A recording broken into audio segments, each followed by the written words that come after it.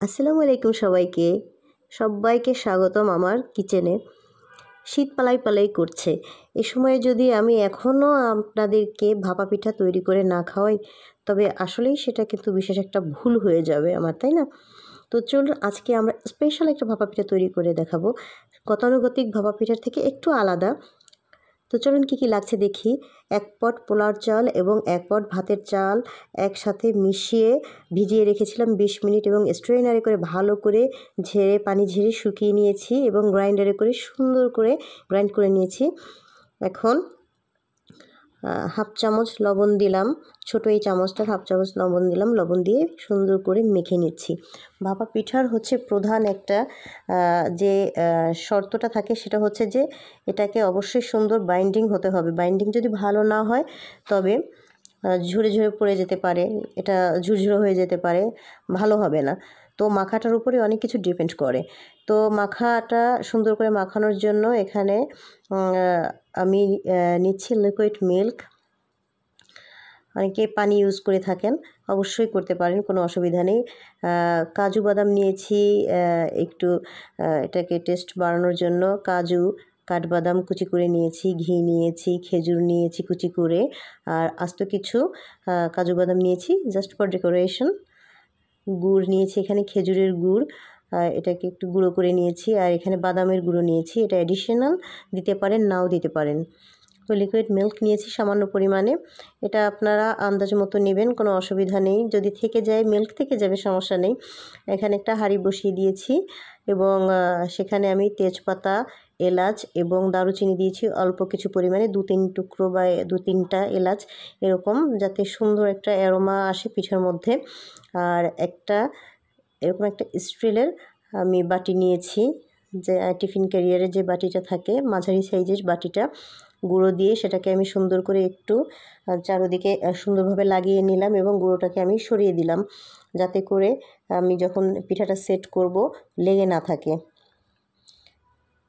তো অল্প অল্প করে এভাবে পানি দিয়ে সুন্দর করে এটা মিক্স করে নিতে হবে।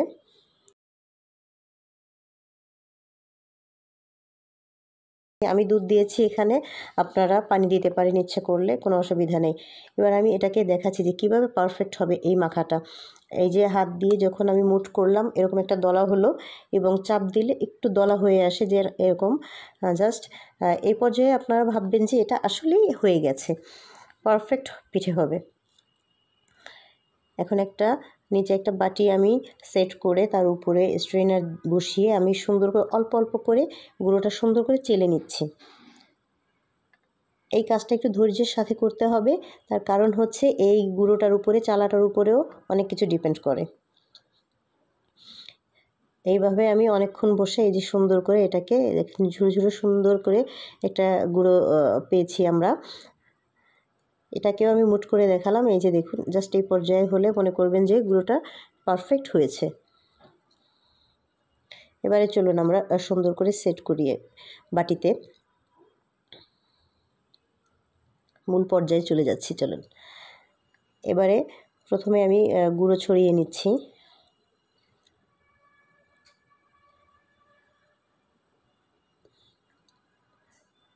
সুন্দর করে বিছিয়ে নিতে হবে এবং খুব লাইটলি এবং খুব জেন্টলি এই কাজটা করতে হবে এবং চারদিকে সুন্দর করে একটু হালকা করে একটু প্রেস করে দিচ্ছি যাতে এই পিঠাটা সাইড থেকে আনমোল্ড করার সময় ভেঙে না যায়। তো এটা দেখাতে দেখাতে বলছি আপনাদের, যদি আমার এই রেসিপিটা আপনাদের ভালো লেগে যায় তবে অবশ্যই চ্যানেলটিতে সাবস্ক্রাইব করবেন এবং ভিডিওটা লাইক দেবেন। আর বেল আইকনটা প্রেস করে রাখবেন যাতে করে নতুন কোনো রান্না আসলে আপনারা সহজেই পেতে পারেন। তো প্রথম পর্যায়ে আমি এখানে গুড় দিয়ে দিচ্ছি। এটা হবে 2টো লেয়ার করব আর লাস্ট উপরে থাকবে টপিং। তো 3বার দিতে হবে এই উপকরণগুলো, ধরেন সেরকম করেই এটা তৈরি হবে এবং খুব টেস্টি হয় এই পিঠাটা খেতে। গতানুগতিক পিঠার চেয়ে এটা একটু বেশি আলাদা, মানে বিভিন্ন উপকরণ একটু বেশি লাগবে। গুড়টা দিবেন একেবারে যেভাবে দিয়েছি, বেশি দিতে যাবেন না। বেশি দিতে গেলে পিঠার কালারটাও চেঞ্জ হয়ে যাবে এবং খেতেও অত ভালো লাগবে না, শুধু মিষ্টি লাগবে বা টকটক হয়ে যেতে পারে। তাই মিডিয়াম পর্যায়ে গুড়টা দেওয়া খুবই প্রয়োজন। আমি যেভাবে দিয়েছি জাস্ট এভাবে সব কিছু স্টেপ বাই স্টেপ ফলো করবেন, একদম পারফেক্ট একটা পিঠে পাবেন। সুন্দর একটা কেকের মতো একটা পেয়ে যাবেন পিঠা। আর কেটে কেটে সার্ভ করবেন। নারকেল দিলাম, খেজুর দিয়ে দিচ্ছি, কুচানো খেজুর। আপনারা এখানে কিশমিশ দিতে পারেন। এর আগে আমি একটা তৈরি করেছিলাম কিশমিশ দিয়ে, সেখানে খেজুর দেইনি, এবং কিশমিশ প্লাস খেজুর একই সঙ্গেও দিতে পারেন। বাদামের গুঁড়োটা দিয়ে দিলাম। এখন আমি গুঁড়ো দিব, গুঁড়ো দিয়ে সেকেন্ড লেয়ারের জন্য রেডি হব। সেকেন্ড লেয়ারটাও ঠিক ফার্স্ট লেয়ারের মতো করে করব, তাই আমি পুরোটা আপনাদেরকে দেখাচ্ছি না। ফার্স্ট লেয়ারটা যেভাবে করেছি সেকেন্ড লেয়ারটাও সেভাবেই হবে। অতিরিক্ত এখানে গুঁড়ো দিবেন না, অতিরিক্ত না, জাস্ট মিডিয়াম পর্যায়ে গুঁড়ো দিবেন একদম। অতিরিক্ত মোটা লেয়ার করতে যাবেন না, অতিরিক্ত মোটা লেয়ার করলে সেটা হয়তোবা সিদ্ধ হতে অসুবিধা হতে পারে। সেকেন্ড লেয়ারটাও কমপ্লিট করলাম। এখন এই লেয়ারেও ইচ্ছে করলে আপনারা কিন্তু সেকেন্ড লেয়ারেই ঘিটা দিয়ে দিতে পারবেন। সেকেন্ড লেয়ারে ঘি দিলে ঘিটা বাইরের দিকে বেরিয়ে আসবে না, আর খুব সুন্দর একটা গন্ধ বেরোবে পিঠা থেকে, ভীষণ মিষ্টি একটা গন্ধ আসবে। আমি একদম লাস্ট লেয়ারে দিয়ে দিলাম, প্রথমেই দিয়ে দিলাম ঘি, তারপরে আমি গুড় দিলাম, তারপরে দিব নারকেল এবং আনুষঙ্গিক যা কিছু আছে, বাদাম, খেজুর।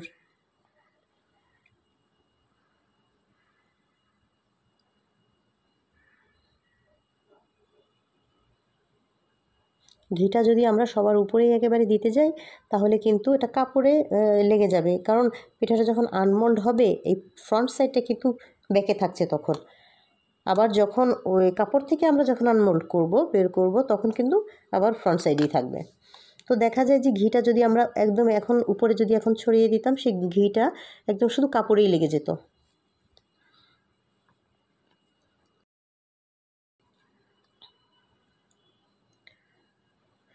বাদামের গুঁড়ো দিয়ে দিচ্ছি, নারকেল দিয়ে দিলাম, বাদামের গুঁড়ো, খেজুর সবই দিয়ে দিচ্ছি।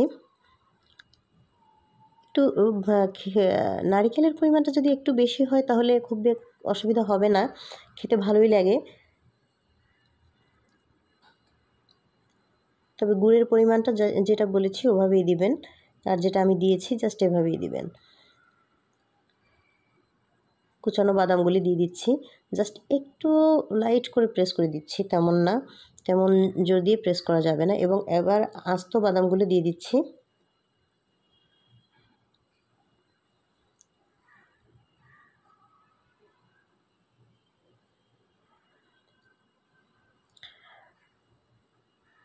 আবারও বলছি, যদি এই রেসিপিটা ভালো লাগে তবে অবশ্যই ভিডিওটা লাইক করে দিবেন এবং চ্যানেলটিতে সাবস্ক্রাইব করতে ভুলবেন না যেন। আর এরকম স্পেশাল কিছু তৈরি করতে হলে বা কোনো রান্না পেতে হলে অবশ্যই বেল আইকনটা প্রেস করে রাখবেন।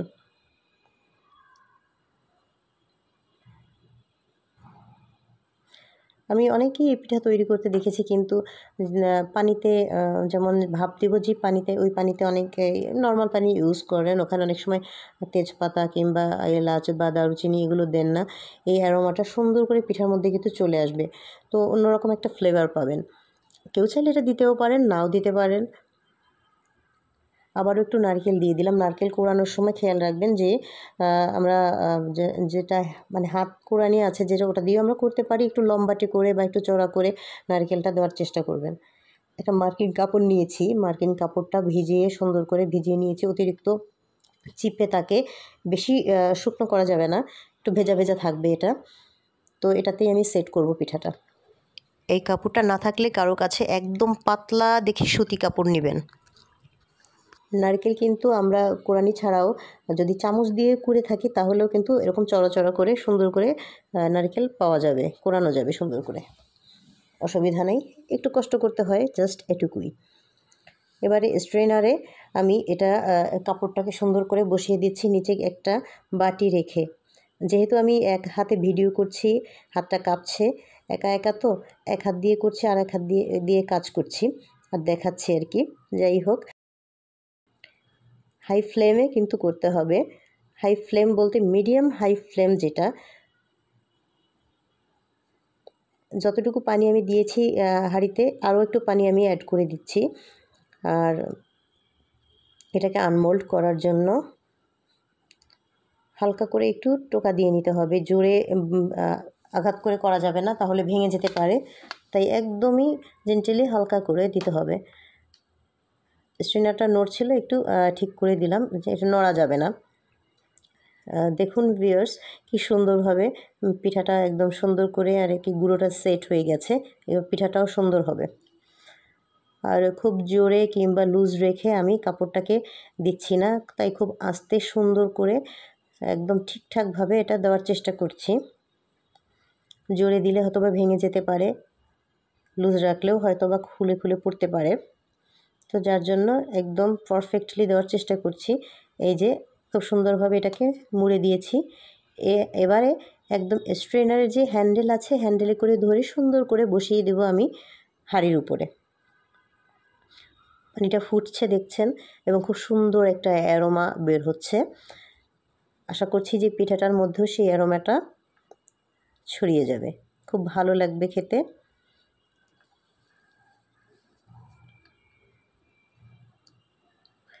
আপনারা প্রত্যেকটা স্টেপ ফলো করবেন, এবং বিশেষ করে এই ভাপা পিঠা কিন্তু স্টেপ বাই স্টেপ ফলো না করলে কিন্তু ভালো হয় না।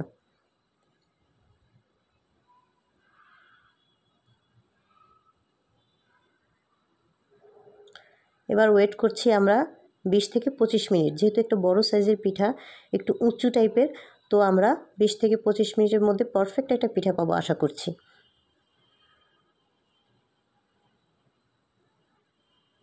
চলে এলাম 23 থেকে 24 মিনিট পরে, এবং চুলোর উপরেই আমি খুলে দেখাচ্ছি গরম অবস্থায়।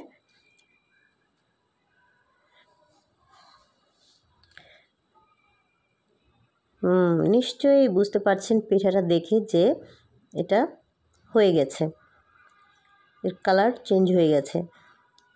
তো পিঠাটা হয়ে গেছে। কেউ যদি মানে ভেঙে দেখেন একটুখানি, যে সাইড থেকে ভেঙে দেখেন যে ভিতরে একটু গুঁড়ো গুঁড়ো আছে বা পারফেক্টলি হয়নি, আরও 5 মিনিটের জন্য আপনারা কিন্তু দিতে পারেন কাপড়টার মধ্যে পেঁচিয়ে, আবার একটু 5 মিনিটে হিটে দিতে পারেন আপনারা। তো আমার এই পিঠাটা একদম পারফেক্ট হয়ে গেছে। দেখুন ভিউয়ার্স, পিঠা থেকে ধোয়া উঠছে, এখনও গরম, এবং দেখে চেহারা দেখে বুঝতে পারছেন যে পারফেক্ট হয়ে গেছে, একেবারেই সুন্দরভাবে হয়ে গেছে। তো আজকে এ পর্যন্তই। আবারও শীঘ্রই কোনো না কোনো সুন্দর রেসিপি নিয়ে চলে আসবো আপনাদের সামনে। সবাই ভালো থাকবেন, সুস্থ থাকবেন, দোয়া করবেন। আল্লাহ হাফেজ।